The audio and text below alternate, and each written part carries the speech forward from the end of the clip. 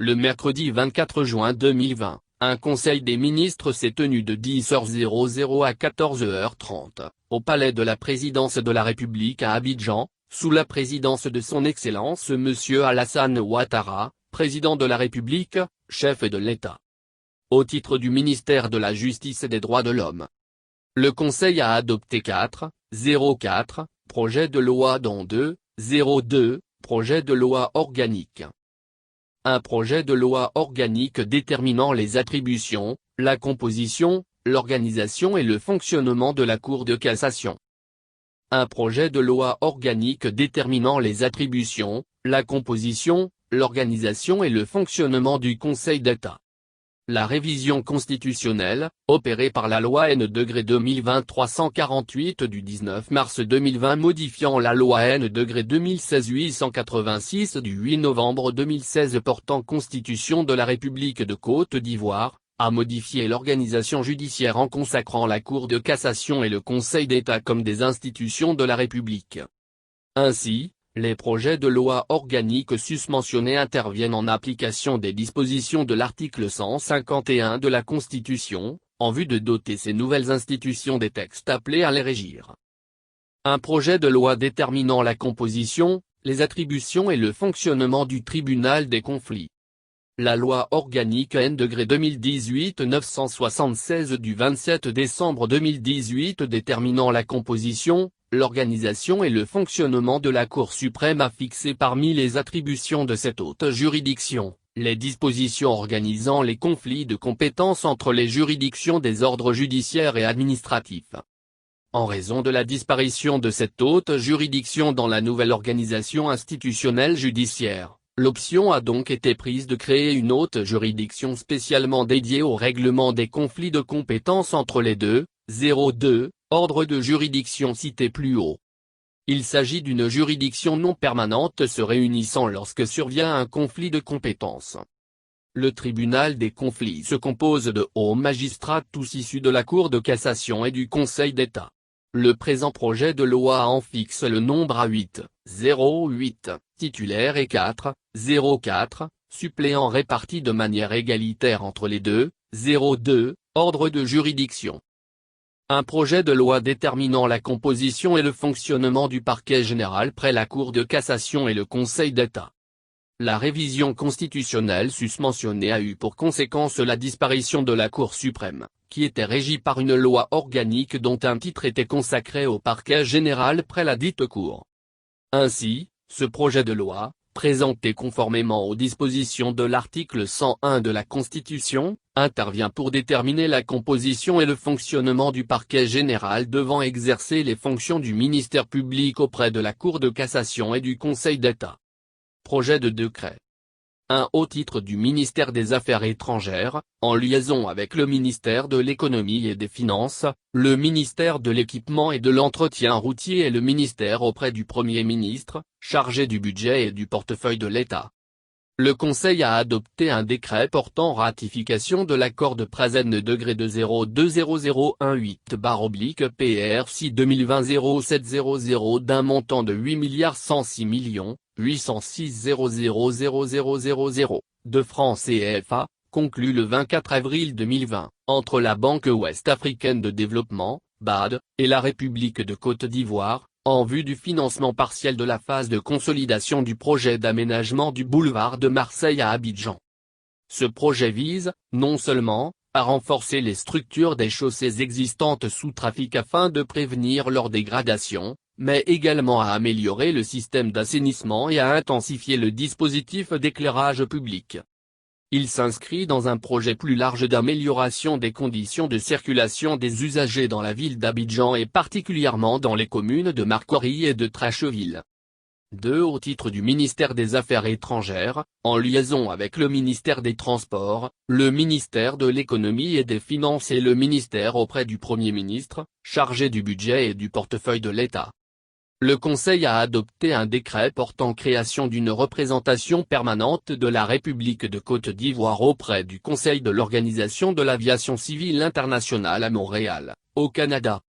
La création de cette représentation répond au besoin d'assurer le bon déroulement du mandat de la Côte d'Ivoire, Suite à son élection, le 1er octobre 2019, en qualité de représentant de l'Afrique de l'Ouest au sein de cette institution onusienne pour la période 2020-2022.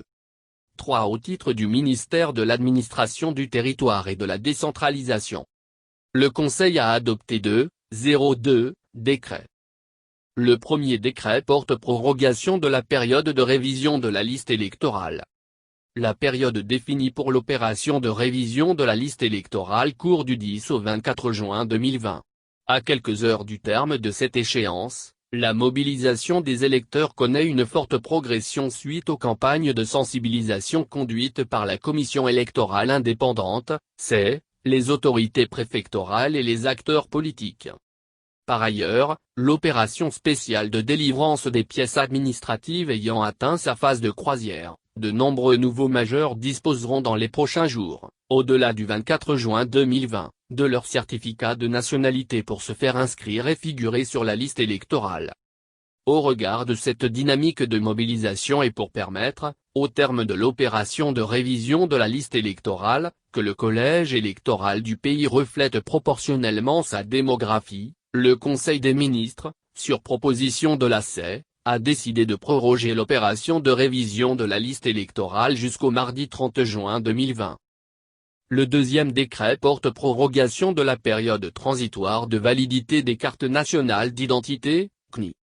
Lancée le 17 février 2020, l'opération de délivrance des nouvelles pièces d'identité biométrique n'a pu permettre, à ce jour, à tous les détenteurs des anciennes CNI de procéder à leur enrôlement, en raison des mesures restrictives prises pour lutter contre la propagation de la maladie à coronavirus, Covid-19.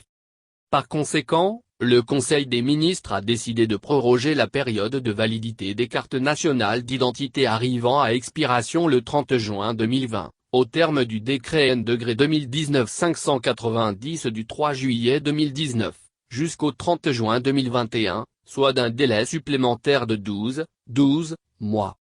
4. Au titre du ministère de l'Emploi et de la Protection sociale, en liaison avec le ministère d'État, ministère de la Défense, le ministère de l'Administration du Territoire et de la Décentralisation, le ministère de la Sécurité et de la Protection civile, le ministère de l'Économie et des Finances, le ministère de la Fonction publique et le ministère auprès du Premier ministre, chargé du budget et du portefeuille de l'État.